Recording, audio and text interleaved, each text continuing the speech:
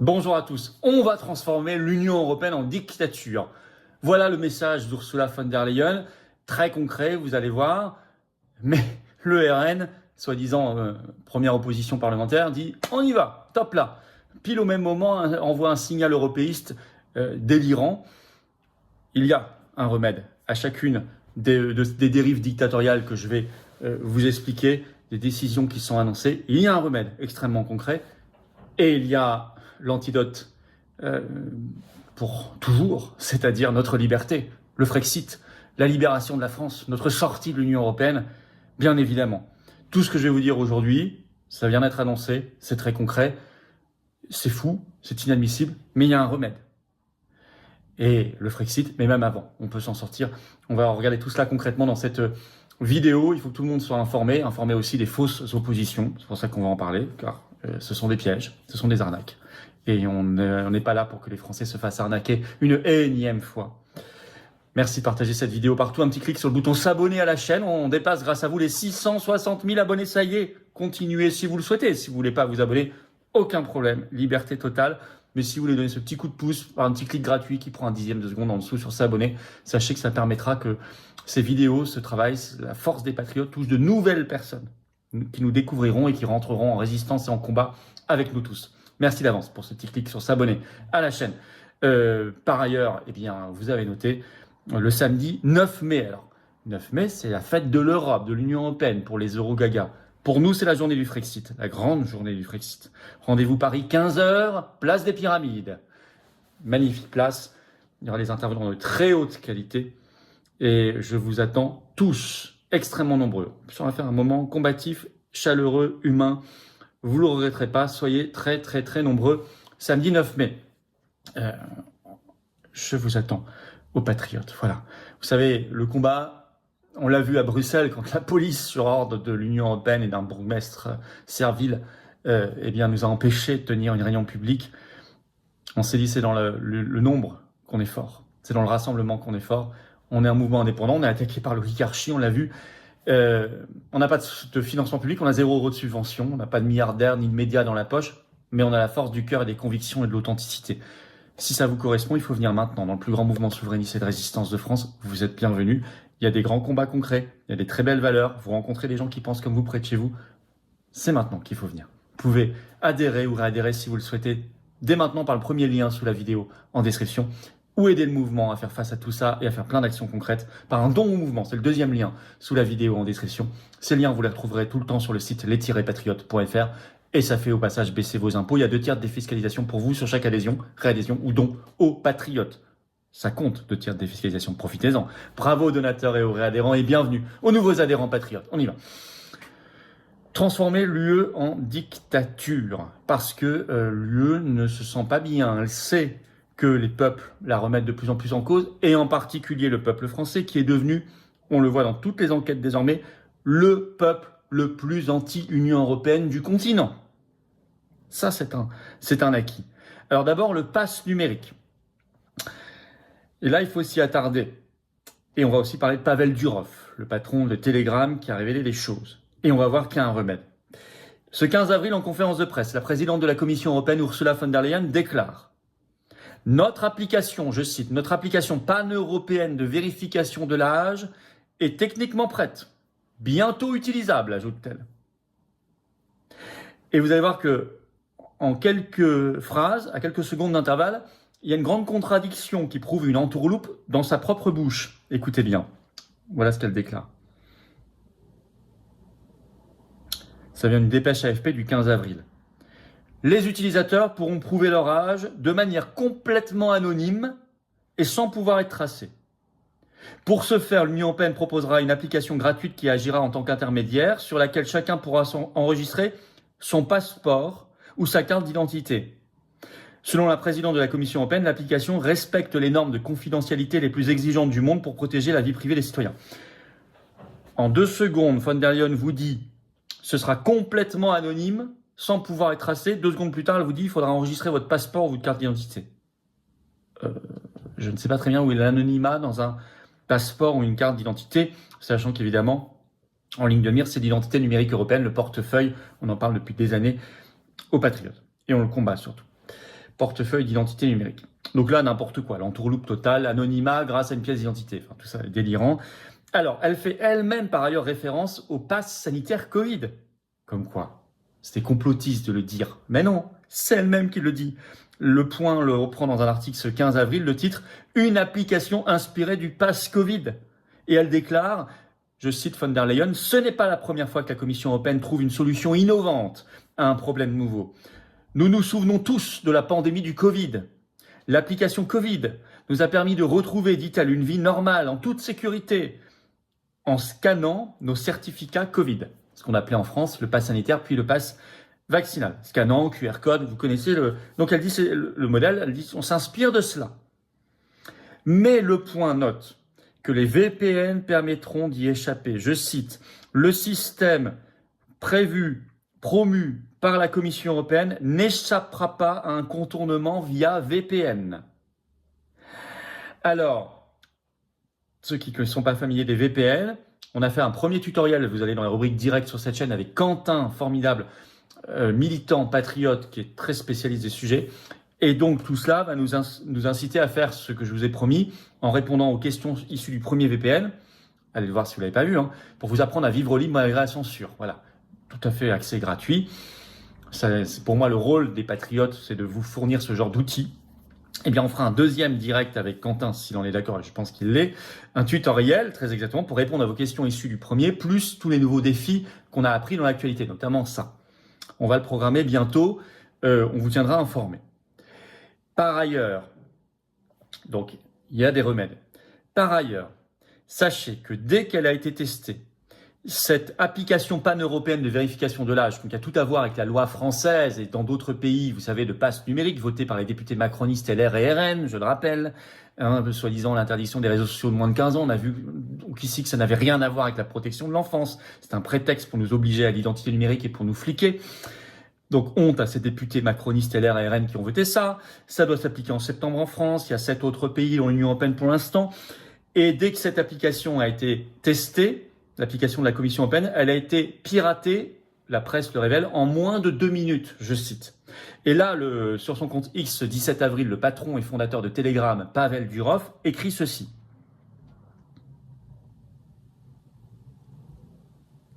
Je vais vous le citer. Voilà. L'application de vérification d'âge que l'Union européenne veut imposer au monde a été piratée en 2 minutes. Étape 1, écrit-il, présenter une solution respectueuse de la vie privée mais piratable. Étape 2, se faire pirater. Étape 3, supprimer la vie privée pour la réparer, entre guillemets. Résultat, un outil de surveillance vendu comme respectueux de la vie privée. Je pense qu'il a raison. Le piratage en 2 minutes, en moins de 2 minutes, n'est pas qu'une erreur. Lui, il dit, on connaît la technique, c'est « Ah, ça peut être piraté, donc pour vous protéger, pour protéger votre vie privée, on va rendre le système plus intrusif et liberticide. » C'est ça, la dictature. Mais heureusement, il y a des gens comme Pavel Durov pour décrypter, pour annoncer, pour se battre. Il va d'ailleurs lancer un Telegram avec VPN intégré. On posera la question à Quentin de savoir ce qu'il en pense. Tout ça est intéressant. Vous voyez, il y a des remèdes qui se mettent en place.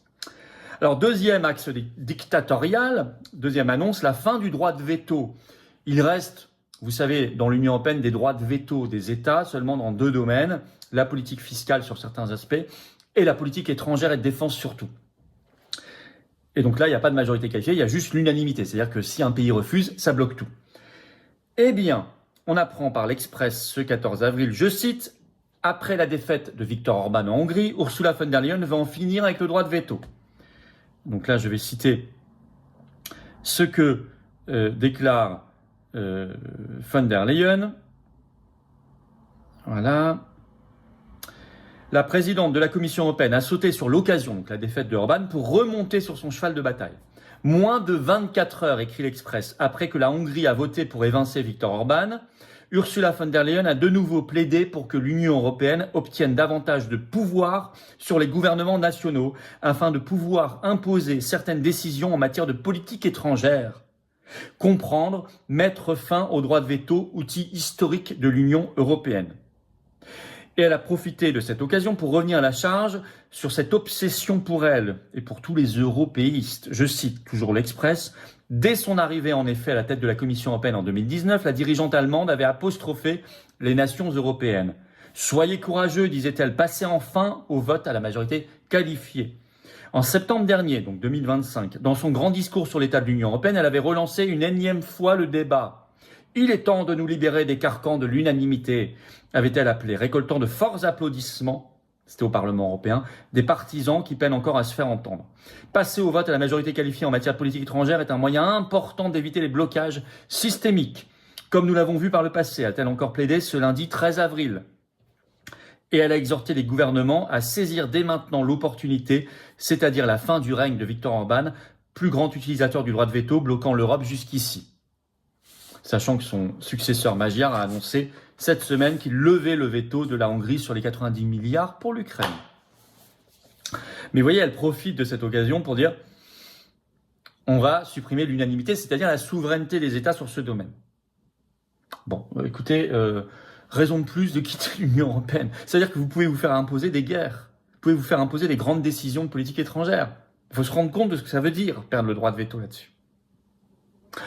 Et alors, bien sûr, je le mets dans cette même dynamique dictatoriale, car ce qui nous est arrivé, nous, patriotes, le 15 avril à Bruxelles, j'y suis revenu dans le direct, si vous ne l'avez pas vu, vendredi soir, j'explique tout, dans la rubrique direct sur la chaîne, tous les vendredis en direct, on est en direct sur cette chaîne à 19h, hein, le direct de hier soir, j'ai expliqué en détail ce qui nous est arrivé avec le maire d'une commune de Bruxelles, Watermal-Boisfort, le maire David Lester, qui a pris un arrêté municipal 1 heure avant notre réunion publique dans un restaurant, pour nous empêcher, en mettant 10 policiers, 4 voitures de police. Il y a quelqu'un qui passe et qui crie « Viva Europa !» À Bruxelles, siège de la Commission européenne, siège de l'OTAN par ailleurs, von der Leyen. Lester est un très européiste. Von der Leyen était là, à quelques kilomètres. Elle sait que nous sommes le seul mouvement politique en France à avoir porté plainte sur le Pfizergate, à porter plainte sur un deuxième dossier là concernant l'opacité de la Commission européenne. Elle sait que nous nous battons pour le Frexit et pour la fin de l'Union européenne. Voilà, donc voilà ce qui s'est passé. Donc l'Union européenne commence à mis pression sur ce bourgmestre, ce maire belge. Et en fait, pour faire cela, c'est très intéressant parce que ça prouve que, un peu en panique, elle est vraiment dans une dérive dictatoriale. Donc on a fait la réunion publique sur le parking, enfin bref. Je le mets dans cette même dérive dictatoriale. Alors face à cela, vous direz, bon au Parlement, il y aura des garde-fous. Non, le RN se couche totalement. Il va même plus loin que cela. Il y a eu des révélations faites par une enquête dans l'Express ce 16 avril sur le président du RN, Jordan Bardella, et la consigne qu'il a donnée au nouveau maire RN, élu par les municipales de mars. Vous savez qu'il est aussi très probablement le candidat à la présidentielle du RN. Et c'est très très significatif. Je vais lire l'Express. Les maires RN ont été avertis, je cite, « S'agissant de l'Union européenne, ils sont désormais priés d'arrêter de communiquer de façon caricaturale et excessive. Le président du RN n'a pas apprécié, je cite, le comportement des nouveaux élus qui ont retiré le drapeau européen de leur mairie, dont plusieurs ont retiré ce drapeau de leur hôtel de ville. » Donc, consigne est passée. Vous laissez le torchon bleu à étoile, le drapeau européen, pourtant rejeté le 29 mai 2005 par référendum par les Français, je le rappelle, car il était présent, ce symbole, dans la Constitution européenne. Il n'a pas été remis dans le traité de Lisbonne ensuite. Donc, il est vraiment formellement rejeté par la souveraineté populaire. Eh bien non, il dit, vous le laissez. Et il engueule les maires qui l'ont retiré. Il y en avait 3. Voilà où on en est. Donc c'est un blanc-seing donné totalement à l'Union européenne et à ses dérives dictatoriales. C'est une espèce d'accord, comme ça, un petit arrangement avec von der Leyen. Bon, tout ça, l'Union européenne sait qu'elle en a plus pour beaucoup à vivre. Et donc, comme toute idéologie qui est attaquée, qui est dévoilée, de plus en plus démasquée, enfin c'est fou d'ailleurs depuis le Covid, l'Ukraine, les crises énergétiques, agricoles, elle est démasquée comme jamais. Donc elle veut passer en force. Très bien. Avec un RN soumis. On l'a vu, et pas que le RN, il ne faut pas accabler que le RN. Je le prends parce que c'est le plus grand parti aujourd'hui au Parlement, donc ils ont une responsabilité particulière. Mais en fait, ils sont tous dans la même sauce. Vous voyez, face à cela, moi je me dis, mais attendez, tout est sous nos yeux. Ça nous donne très envie d'agir. Alors les VPN, les tutoriels, on y reviendra. Patriotes le feront, gratuitement accessible à tous. Pour pour vous apprendre à vivre libre malgré la censure. Et puis, on a envie plus que jamais de se battre pour sortir de tout ça et mettre tout ça à terre. Ça s'appelle le Frexit, la sortie de la France de l'Union européenne. C'est un beau combat. C'est un combat nécessaire, c'est un combat indispensable. J'ai plus envie que jamais de le mener et de le mener avec vous. Alors déjà, je vous attends tous le samedi 9 mai pour la grande journée du Frexit, justement. On l'organise le jour de la fête de l'Europe, comme un pied de nez. Ça va être formidable. Paris, 15h, rendez-vous, place des Pyramides. Plein d'intervenants de grande qualité, des paysans, des combattants de la paix, de la liberté. Tous les référents patriotes qui seront là, qui voudront prendre la parole, on leur donne ce jour-là. Ça va être un grand moment et très chaleureux et combatif par ailleurs. Organisez-vous, soyez là. Et puis, merci de partager la vidéo. Un petit clic, si vous le souhaitez, sur le bouton s'abonner à la chaîne en dessous, clic gratuit aidera. Voilà. Si vous avez envie, si vous n'avez pas envie, il n'y a pas de souci. Si vraiment vous êtes réticent vis-à-vis de tout ça, il n'y a pas de souci. Si vous avez envie, un petit clic gratuit sur s'abonner et vous appuyez sur la cloche à côté par ailleurs si vous voulez. Comme ça, vous êtes notifié dès qu'il y a une nouvelle vidéo ensuite. En tout cas, ça aide beaucoup à plus de visibilité. On vient de passer, grâce à vous, les 660 000. Je vous attends aux patriotes. Abonnés, 660 000 abonnés. Je vous attends aux patriotes, plus grand mouvement souverainiste et de résistance de France. Bah oui, on a envie de se battre pour libérer notre pays, on a envie de se battre pour des solutions concrètes, on a envie de se battre pour un avenir pour toutes les générations. Vous êtes à la bonne adresse ici. On est dans le rassemblement et l'action concrète. On vous accueille tous, bras grands ouverts.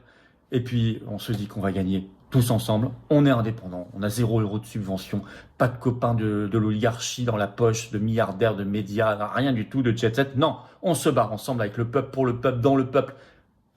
Et c'est le peuple qui gagnera, le peuple français. Vous pouvez adhérer ou réadhérer dès maintenant aux Patriotes pour tout cela par le premier lien sous la vidéo en description. Ce lien est également en commentaire épinglé. Une petite fiche sur l'écran maintenant et dans quelques secondes, un lien sur l'écran, c'est facile. Vous pouvez également faire un don au mouvement. C'est le deuxième lien sous la vidéo en description, ce qui nous permettra de faire nos actions, sinon on ne peut pas. Les liens se retrouvent aussi sur le site les-patriotes.fr et ça fait baisser vos impôts. Il y a pour vous 2 tiers de défiscalisation sur chaque adhésion, réadhésion ou don aux patriotes. Vous mettez 90 €, c'est 60 € d'impôts en moins. Vous en mettez 300, c'est 200 en moins. Vous en mettez 1500, c'est 1000 en moins. Vous mettez 20 €, c'est 13,30 € en moins. Profitez-en. Énorme bravo aux donateurs et aux réadhérents et bienvenue aux nouveaux adhérents patriotes. Et vive la France!